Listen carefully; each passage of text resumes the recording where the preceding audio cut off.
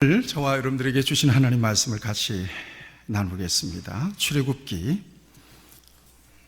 19장 1절에서 6절까지 있는 말씀입니다. 이 말씀을 제가 봉독할 때에 하나님께서 여러분들에게 들려주시는 음성으로 여러분들이 들으실 수 있기를 바랍니다. 이스라엘 자손이 애굽 땅을 떠난 지 3개월이 되던 날 그들이 시내 광야에 이르니라. 그들이 르비딤을 떠나 시내 광야에 이르러 그 광야에 장막을 치되 이스라엘이 거기 산 앞에 장막을 치니라. 모세가 하나님 앞에 올라가니 여호와께서 산에서 그를 불러 말씀하시되 너는 이같이 야곱의 집에 말하고 이스라엘 자손들에게 말하라. 내가 애굽 사람에게 어떻게 행하였음과 내가 어떻게 독수리 날개로 너희를 업어 내게로 인도하였음을 너희가 보았느니라. 세계가 다 내게 속하였나니 너희가 내 말을 잘 듣고 내 언약을 지키면 너희는 모든 민족 중에서 내 소유가 되겠고 너희가 내게 대하여 제사장 나라가 되며 거룩한 백성이 되리라. 너는 이 말을 이스라엘 자손에게 전할지니라. 아멘. 저는 지난주에 한 유튜브 방송을 보면서 아주 인상 깊었던 말을 들었습니다.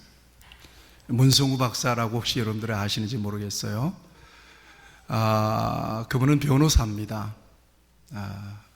제게 개인적으로 관심이 있어서 문성우 박사가 도대체 어떤 사람인가 그 프로필을 쭉 봤더니 참 공부를 많이 하는 사람이더라고요. 그런데 그분이 유명 유튜브 방송에 나와서 인터뷰를 하는데 그런 이야기를 해요. 지금이라도 끊어야 할 인간관계 3가지 유형.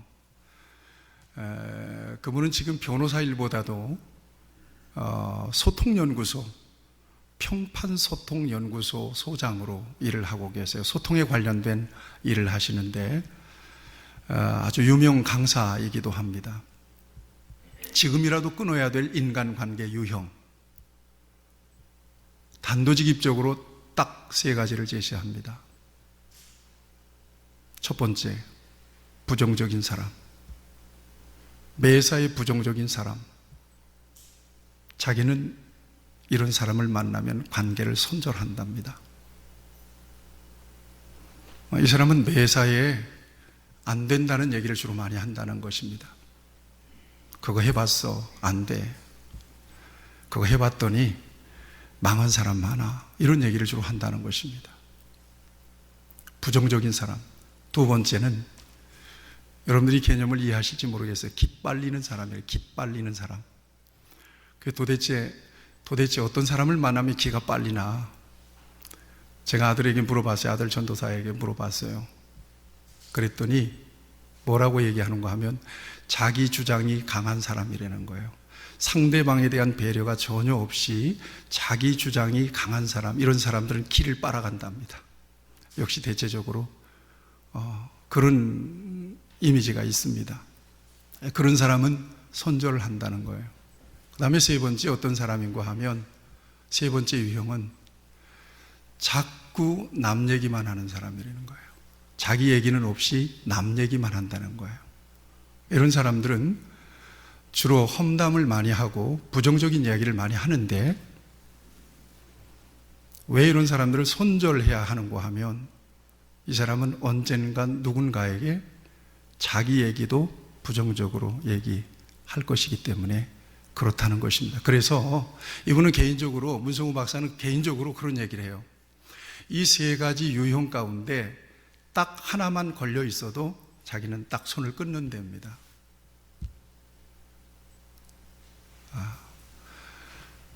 이 같은 인간관계의 유형, 부정적인 인간관계의 유형들을 살피면서 제가 생각해 봤어요. 나는 어떤 사람일까? 또 우리 교인들은 또 어떤 분들일까? 너무 깊이 묵상하면 선입견이 생기기 때문에 조심스럽지만 참 다행스럽게도 우리 공동체 속에는 이런 인간관계 유형은 한 사람도 없더라고요. 감사하죠? 예. 여러분들 참 좋으신 분들입니다.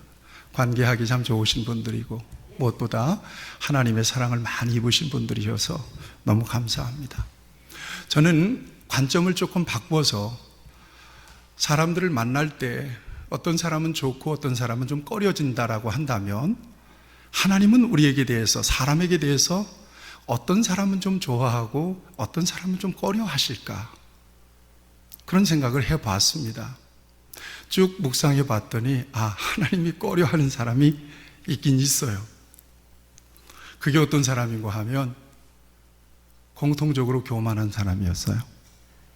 이건 믿음과 관련이 있습니다. 하나님께 대한 믿음이 부족하거나 없기 때문에 스스로 자기 자신을 높이는 거거든요. 그래서 교만한 거거든요. 그러니까 불신앙과 굉장히 가까운 게 교만입니다. 그래서 잠언 6장에 보면 하나님께서 미워하시는 것 67가지가 나오는데 그 첫 번째 미워하시는 것을 교만한 눈 이랬어요. 교만한 눈. 하나님이 미워하신대요. 싫어하신대요. 야고보서 4장 6절에도 보면 하나님께서는 겸손한 자에게 은혜를 베풀어 주시지만 교만한 자는 물리치신대요. 그러고 보면 하나님은 교만한 사람을 좀 미워하기보단 꺼려하신, 거리두기를 하고 싶은 그런 대상이 바로 교만한 사람이에요.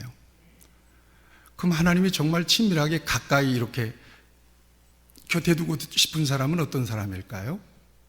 반대예요. 겸손한 사람이에요. 이건 믿음과 관련이 있어요.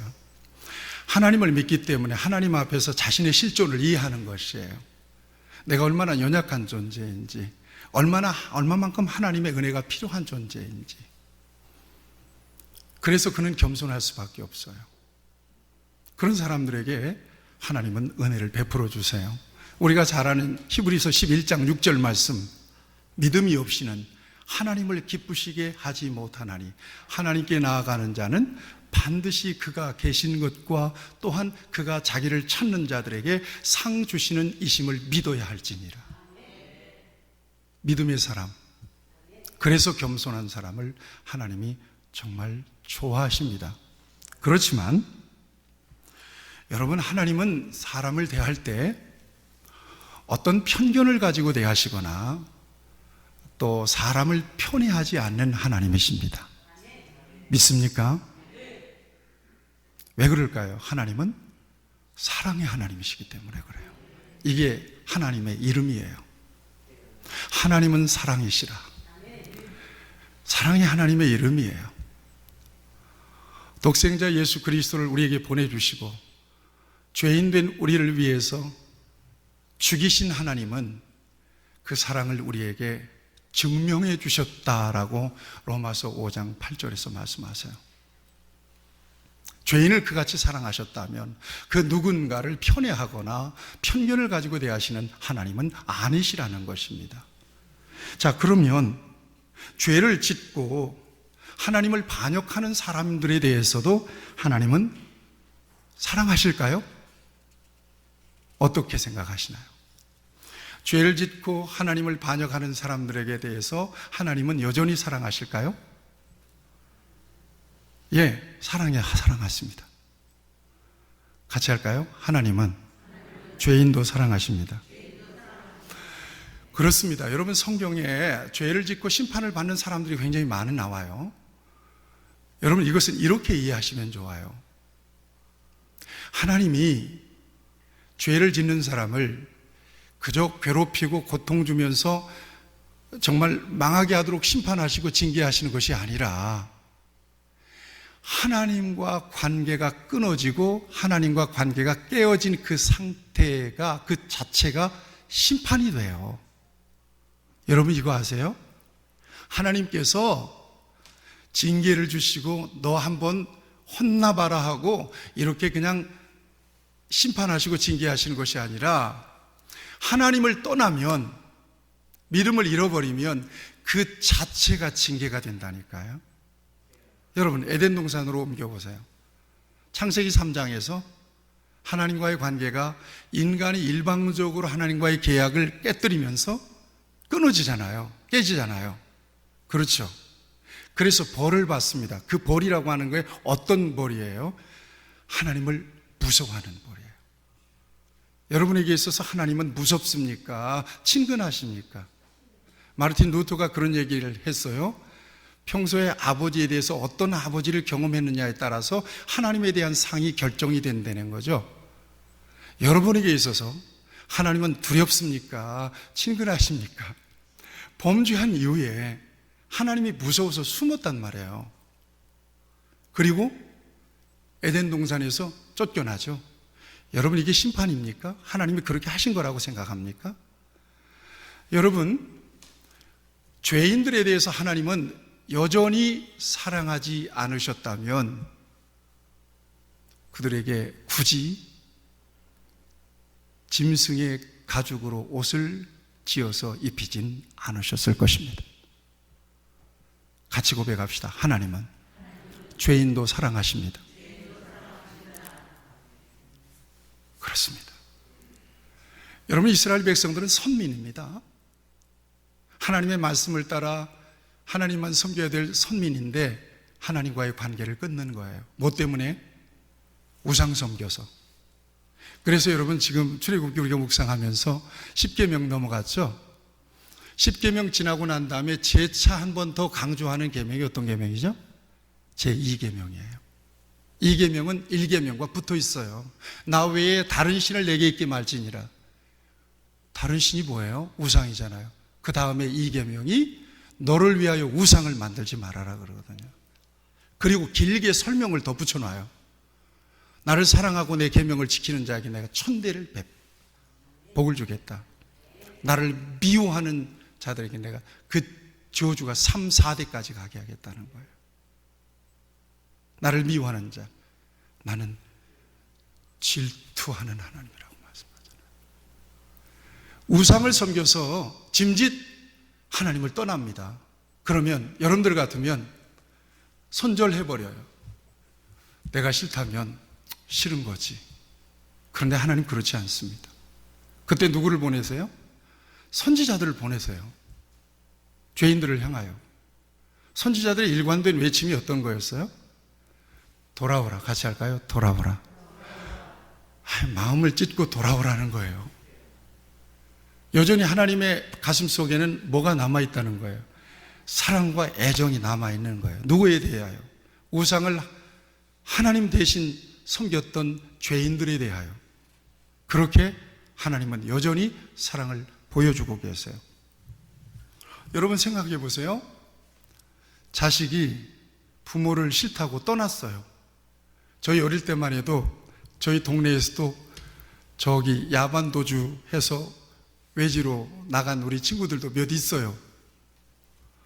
부모가 자꾸 통제하고 공부하기 싫으니까 저녁에 엄마, 아버지 소위 봉창 뒤져가지고 돈 몇 푼 가지고 서울로 튄 거예요. 무슨 서울이 무슨 희망의 나라입니까?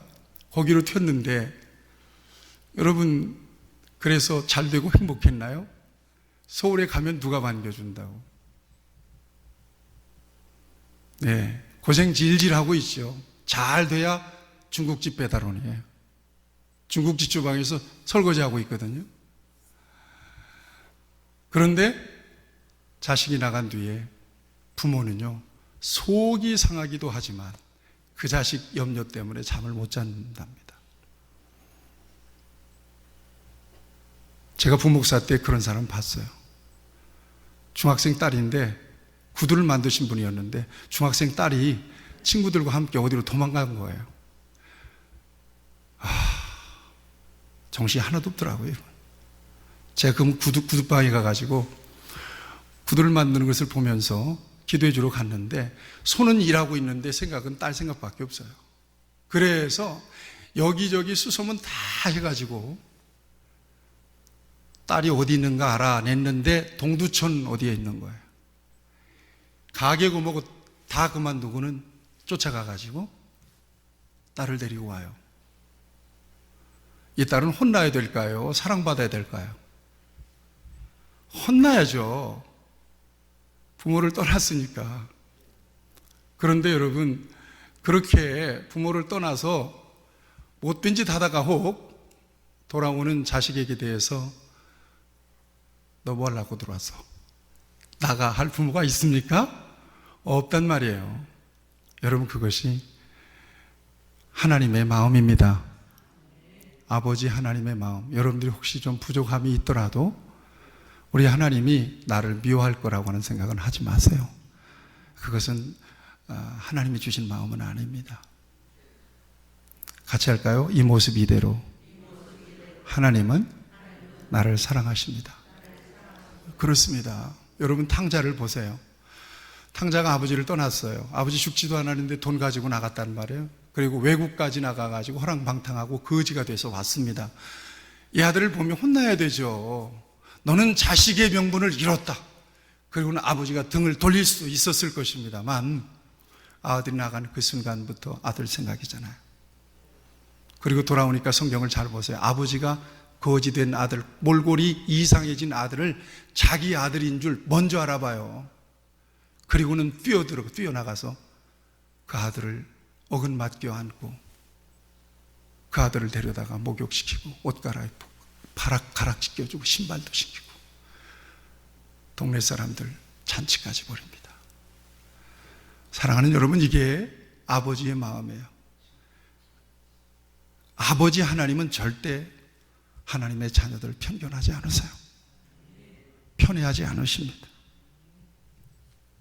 여러분, 마태복음 18장을 보면 1만 달란트 빚진 자가 나옵니다.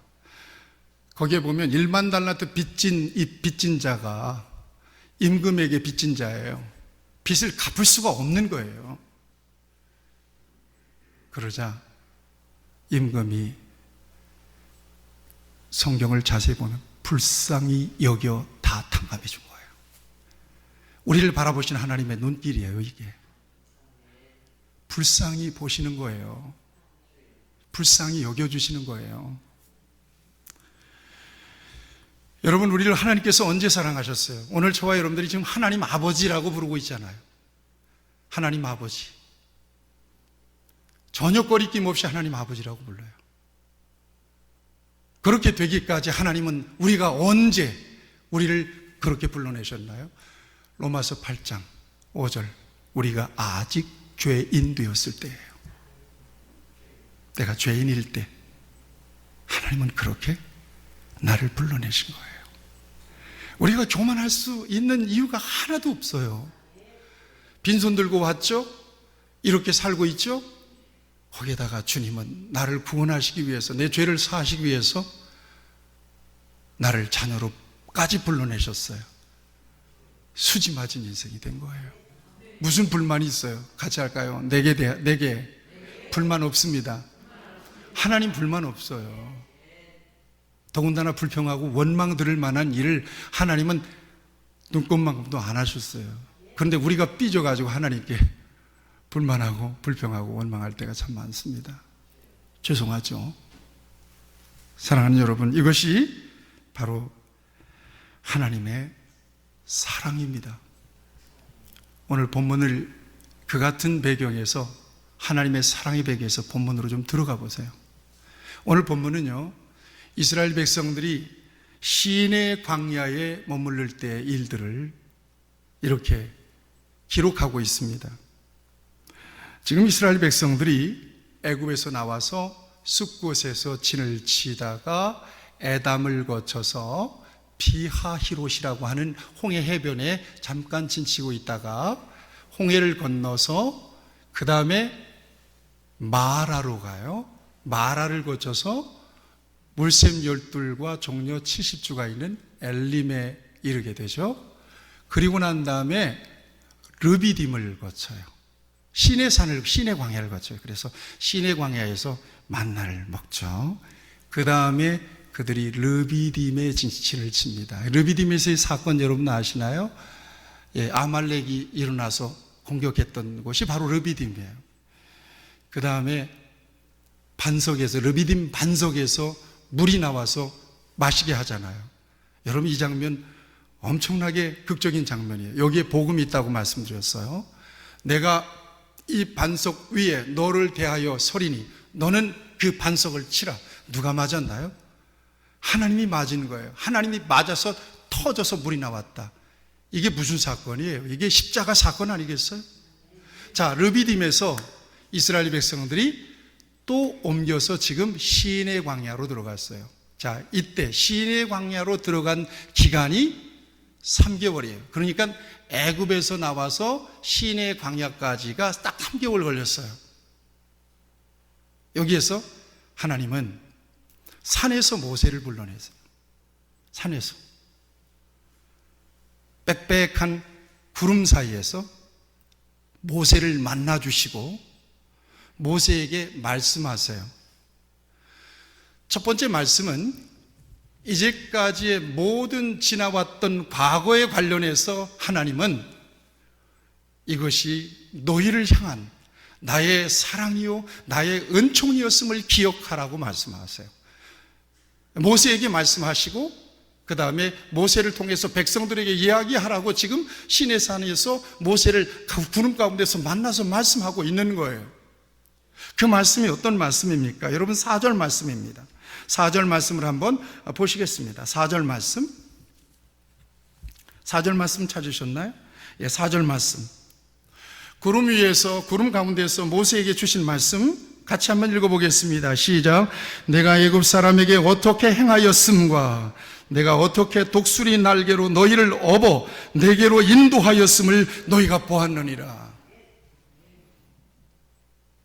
애굽 사람들에게 내가 어떻게 했는지 너희 똑똑히 봤지. 다시 백성에게 얘기해 주라는 거예요. 그리고 여러분, 우리에게 정말 은혜가 되는 표현들이 있어요. 내가 어떻게 독수리가 자기 새끼를 날개로 받음같이 내가 너희들을 인도했는지 기억하라는 거예요. 같이 할까요? 은혜를 기억하라. 그렇습니다. 은혜를 기억하라고 상기시켜줘요.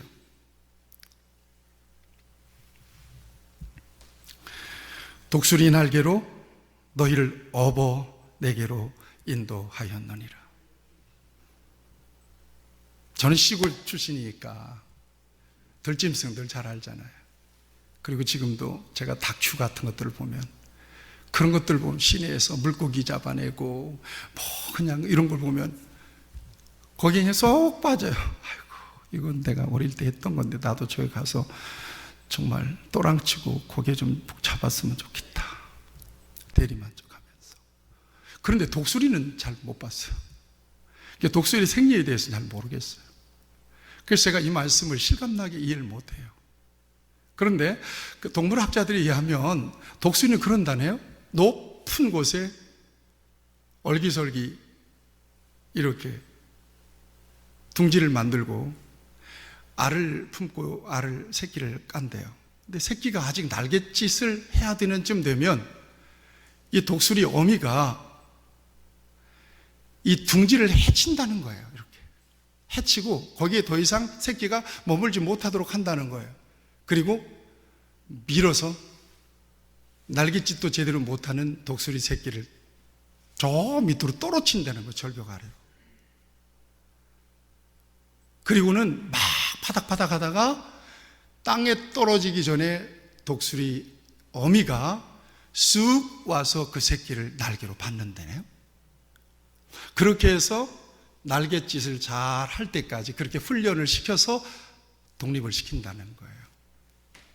여러분, 이렇게 한번 연상해 보시면 좋겠습니다. 하나님께서 이스라엘 백성들을 그렇게 인도하셨다는 거예요. 여러분, 저와 여러분들도 마찬가지예요. 이 험한 세상에서 날갯짓 하다가 추락하고 있는 저와 여러분들을 추락해서 탁 깨질 때까지 놔두지 아니하시고 내려오셔서 우리를 받쳐서 들어서 저와 여러분들을 보호하신다. 그렇게 하나님께서 이스라엘을 인도해 주셨다는 것입니다. 그것이 바로 이스라엘을 향하신 하나님의 마음이고 저와 여러분들을 향한 하나님의 사랑인 것을 믿으시기를 축원합니다. 출애굽기를 보면서 하나님의 그 같은 이스라엘 백성들을 향한 마음이 가장 실감나게 이 증거되는 장면이 어떤 장면일까를 생각해 보았습니다. 홍해 앞에서였습니다. 저는 그렇게 받아들였습니다. 거기에서 감동을 했습니다. 에담을 떠날 때 구름기둥, 불기둥이 앞섰잖아요. 그리고 비하히롯 앞에 왔을 때, 이게 홍해 앞이에요. 바로가 변심을 하고 특별병거 600승을 이스라엘 백성들을 다시 잡아오기 위하여 보냅니다. 부연히 연기를 일으키며 먼지를 일으키며 애굽 600승이나 되니까요, 특별한 이 마차가, 병기들이 지금 쫓아오고 있습니다. 이스라엘이 보고 겁을 덜컥 집어먹고 모세를 대하여 원망하기 시작합니다. 물론 모세도 엎드렸습니다. 이때 어떤 일이 벌어지죠?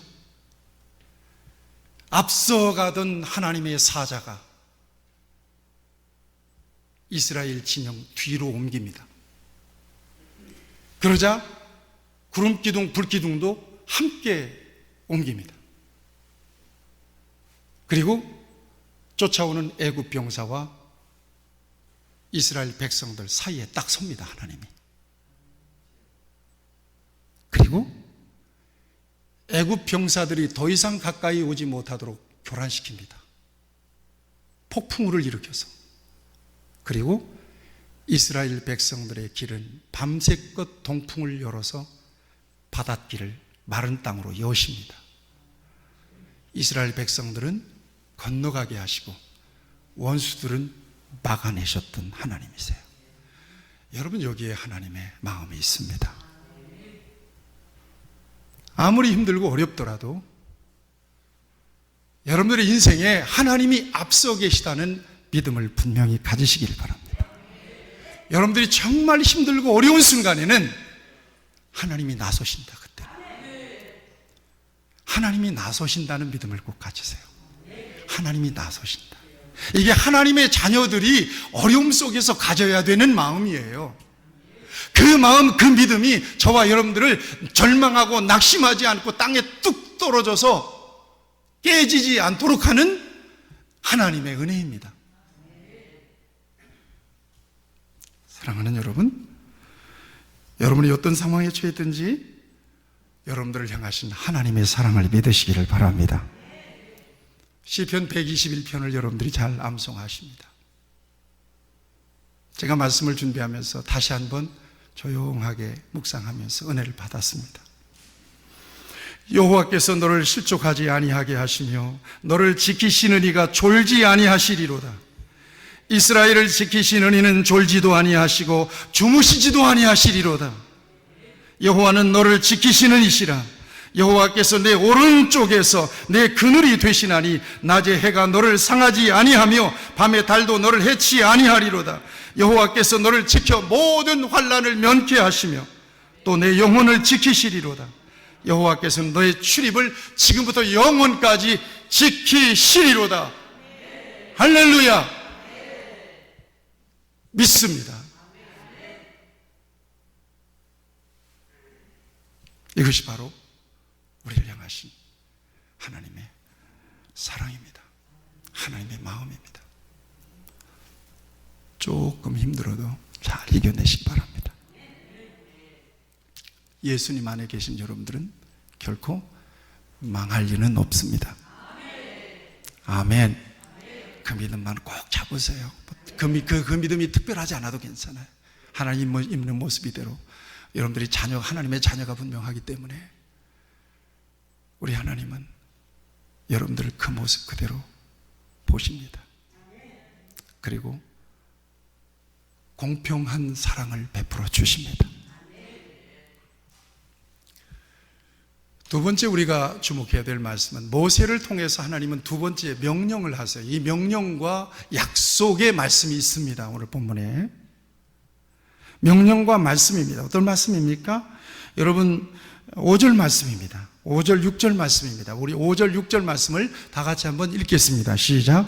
세계가 다 내게 속하였나니 너희가 내 말을 잘 듣고 내 언약을 지키면 너희는 모든 민족 중에서 내 소유가 되겠고 너희가 내게 대하여 제사장의 나라가 되며 거룩한 백성이 되리라. 너는 이 말을 이스라엘 자손에게 전할지니라. 아멘. 명령과 약속이 여기에 있습니다. 명령은 대단히 간단합니다.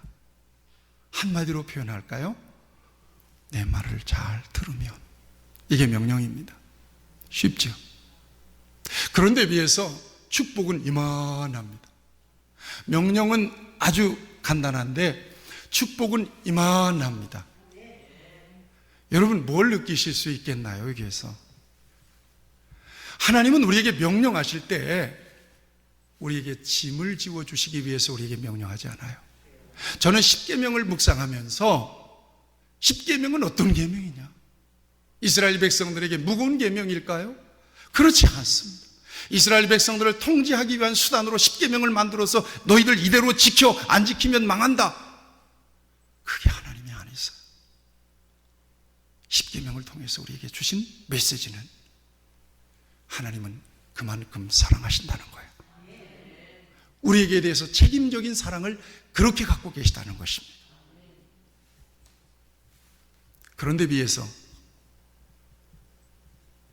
하나님의 복은 어마어마해요. 예수님을 믿는 것, 여러분 우리가 우리의 실력으로 되는 거 아니잖아요. 하나님의 은총으로 된 거예요. 여기 모태신앙도 계실 겁니다. 저도 못하니까 목사 시켰어요. 못하니까.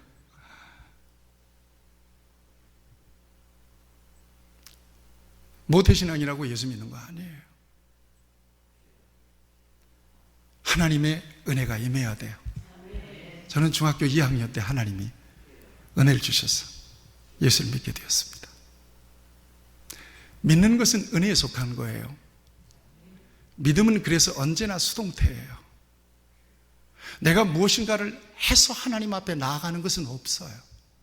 하나님께서 매 순간 내게 부어주시는 은혜만큼 내가 믿고 은혜만큼 사는 것 뿐이에요. 그 은혜의 분량은 각자 다를 수 있습니다. 여러분 스스로 나는 왜 그렇게 믿음이 없나? 이렇게 여기시는 분들 자괴하지 마시고 자학하지 마십시오. 하나님이 그만큼밖에 믿음 안 줬는데 어떡할 거예요? 그만큼 믿음을 지켜내십시오. 그러면 하나님이 여러분들에게 더 큰 은혜도 주시고 믿음도 주실 것입니다.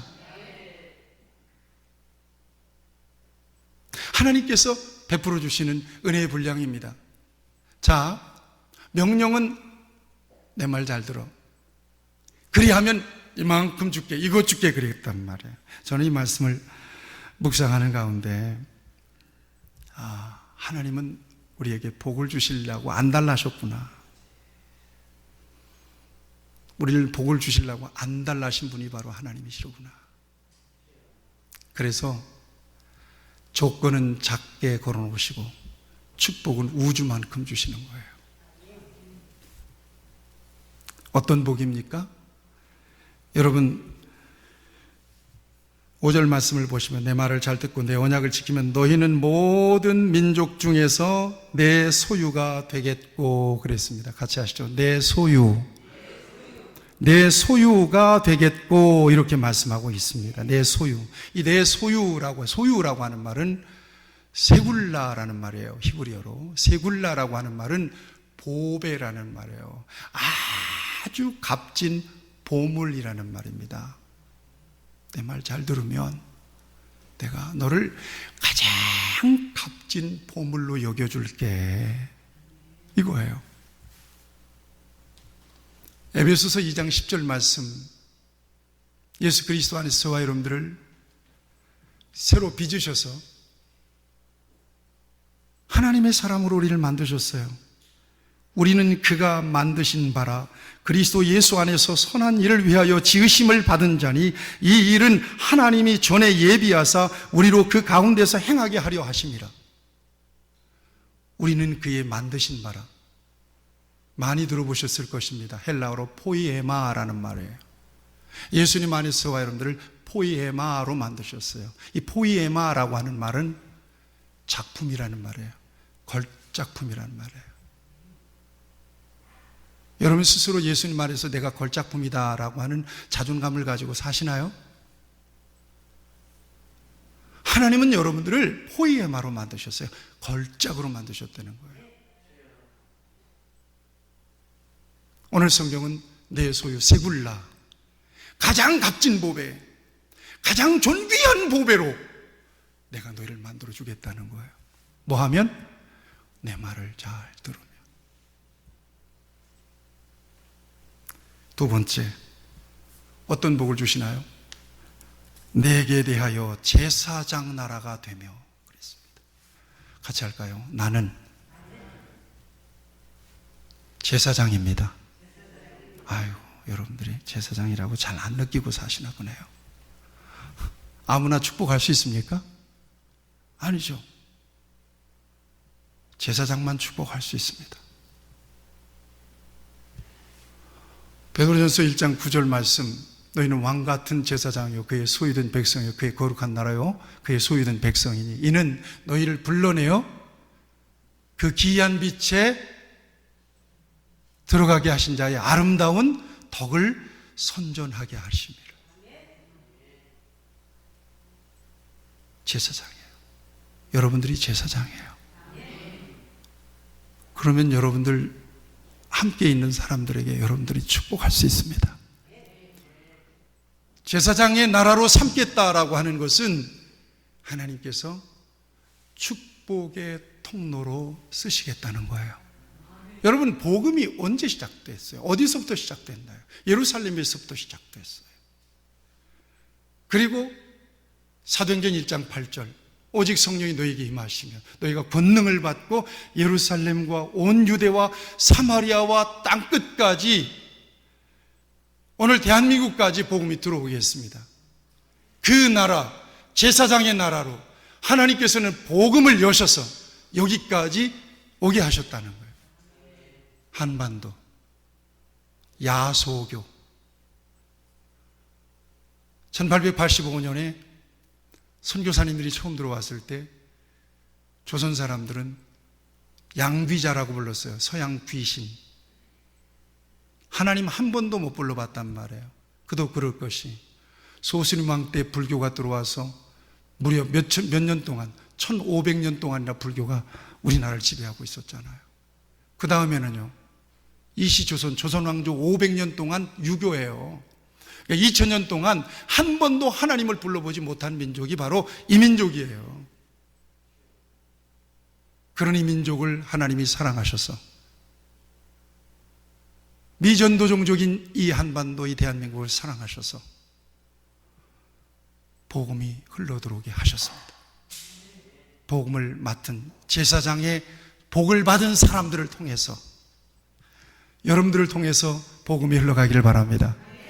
제사장의 나라로서 주시겠다는 거예요. 그 다음에 세 번째 어떤 복이에요? 이게 보니까 거룩한 백성이 되게 하겠다는 거예요. 거룩한 백성. 거룩이라고 하는 말은 카도시라고 하는 말이에요. 구별했다는 거예요. 구별되게 하겠다. 여러분, 세상에 많은 사람들이 살지만 이 세상 사람들이 다 같은 사람이 아니에요. 적어도 하나님이 보실 때 하나님이 딱딱 찍어놓은 사람들이 있어요. 그게 누구예요? 여러분들이에요. 아멘. 그렇게 하나님이 저와 여러분들을 불러내셨다는 얘기예요.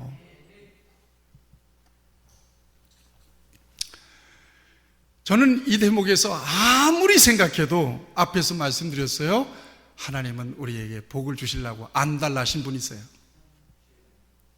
이 복 주시려고 자존심 유지할 수 있을 만큼의 조건을 걸어놓으셨어요. 여러분, 그거 있잖아요.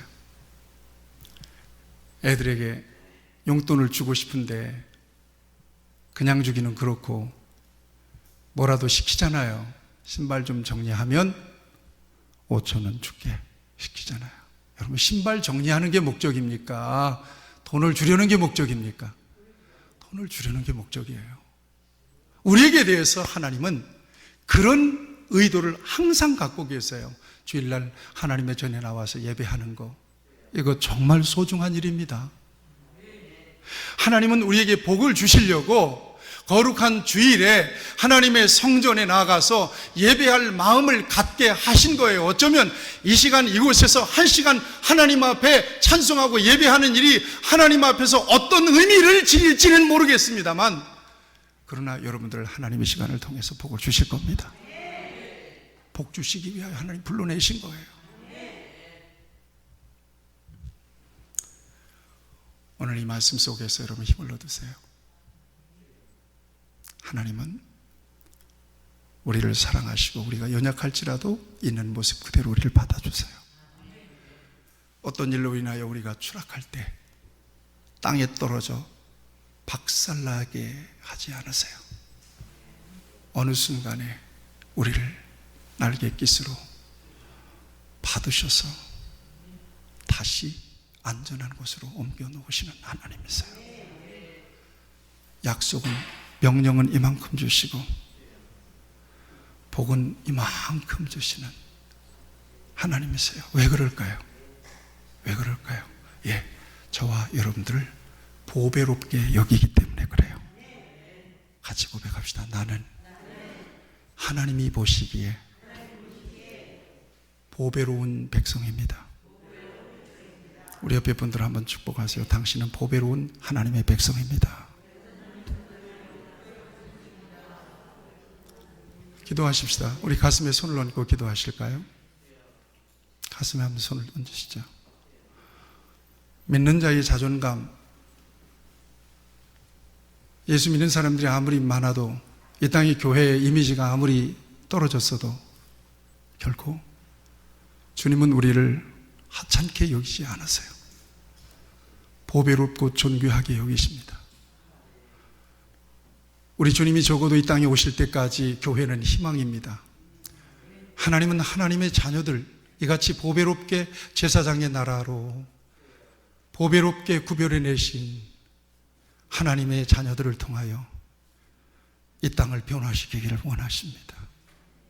이 말씀을 생각하면서 잠시 이렇게 나를 사랑해 주시고 오늘 말씀을 통해서 나를 사랑하시는 하나님을 다시 한번 확인할 수 있게 해주신 것을 감사하면서 세상에 나가서 보배로운 백성으로, 제사장의 백성으로 하나님께서 날갯깃으로 보호해 주시는 그 보호하시는 은혜를 힘입어 살기를 원합니다.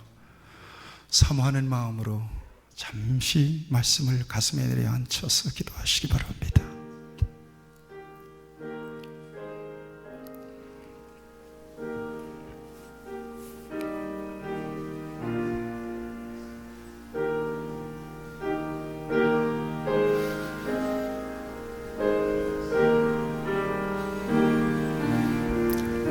사랑의 하나님, 참으로 힘들고 어려운 시대를 살아가는 우리에게 너는 택한 하나님의 백성이며 하나님께서 눈동자같이 지키시고 보호하시는 사랑받는 자녀인 것을 말씀을 통해서 가르쳐 주시니 감사합니다.